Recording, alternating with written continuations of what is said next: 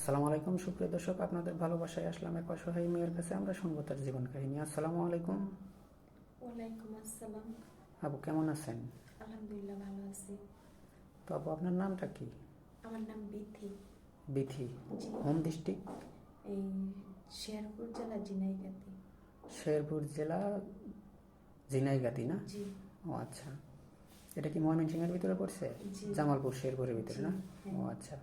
তো আপু আপনার পরিবারে কে কে আছে? আমার পরিবারে আমার একটা বোন আছে আর আমার দাদা দাদি আছে। দাদাটা বুড়ো, দাদি আছে। ও আচ্ছা, আপনার মা বাবা নেই? জি না। মা বাবা কি মারা গেছে? জি। ও আচ্ছা, তাহলে আপনার পরিবারটা কিভাবে চলে? আমার দাদি আরেক বাড়িতে কাজ করে, ওখান থেকে কিছু চলে, আর আমি ওখানে একটু টুকিটাকি টেলার্সে কাজ করি। ও আচ্ছা, টেইলার্সের মেশিনটা কি আপনার নাকি অন্যের? না না, আরেকজনের ওখানে কাজ করি, কিছু টাকা পাই মাসে, ওটা দিয়ে একটু ও চলে। আচ্ছা, তাহলে তো আপনাদের পরিবারটা অনেক কষ্টে চলে নাকি? জি। তো আপু আপনার যে এই ক্যামেরার সামনে আসছেন মূলত কেন আসছেন? আসছি এই জন্য, যদি ভালো কোনো পরিবার বা ছেলে পাই তাহলে আমি বিয়ে শাদী করবো বা জীবনটা কাটিয়ে দিব। এভাবে তো আর চলবে না। আর কোনো ছেলে যদি আমাকে গ্রহণ করে নেয় গরিব অবস্থায়, তাহলে আমি ওখানে চিরস্থানটা কাটাইতে চাই। ও আচ্ছা, অনেক সুন্দর কথা বলছেন। তো আপু আপনার বয়সটা কত চলে? আমার বয়স বর্তমানে 21। 21 বছর না? জি। ও আচ্ছা। তো এই যে এখানে যে আসছেন, আপনার কি ফোন আছে? জি না ভাই, আমার কোনো ফোন নেই। বলেন কি, এই যুগে ফোন নাই?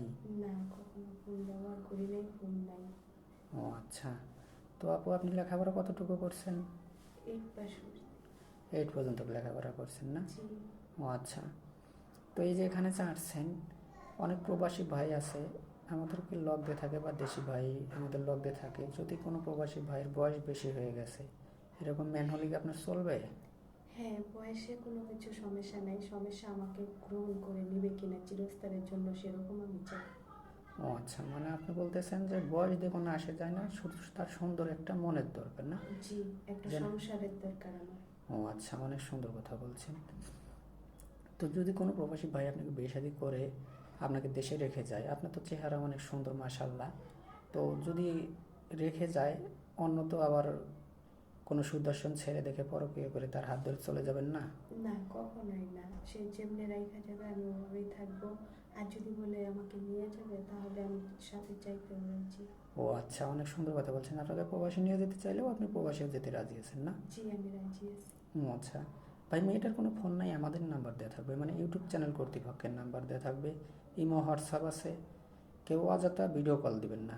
আর আপু আর একটা কথা, যে আপনি যে এখানে আসছেন, এই কার মাধ্যমে আসছেন? কার মাধ্যমে আসছি বলতে, আমার একটা ভাইয়া থাকে এদিকে এখানে। পরে ভাইয়াটা আমাকে বললো যে তুমি যত এরকম অসহায়, তাহলে চলো দেখি কিছু করা যায় কিনা। তারপর সেটা বলে আমাকে মানে এখানে এই পর্যায়ে পরিচয় করা বা না। ও আচ্ছা, মানে ওই ভাইয়াটাই আপনাকে সাথে নিয়ে আসছে, আমাদের এই প্রতিবেদন অফিসটা দেখে গেছিলো, সেই হিসাবে নিয়ে আসছে হ্যাঁ, নাকি? জি জি। ও আচ্ছা। যে এখান থেকে তো কিছু কারো করতে পারি কিনা। কারো জীবন কাহিনী 2-4-5 মিনিটে শেষ করা যায় না? ভালো থাকবেন, সুস্থ থাকবেন, এগুলো শেষ করছি। আল্লাহ হাফেজ।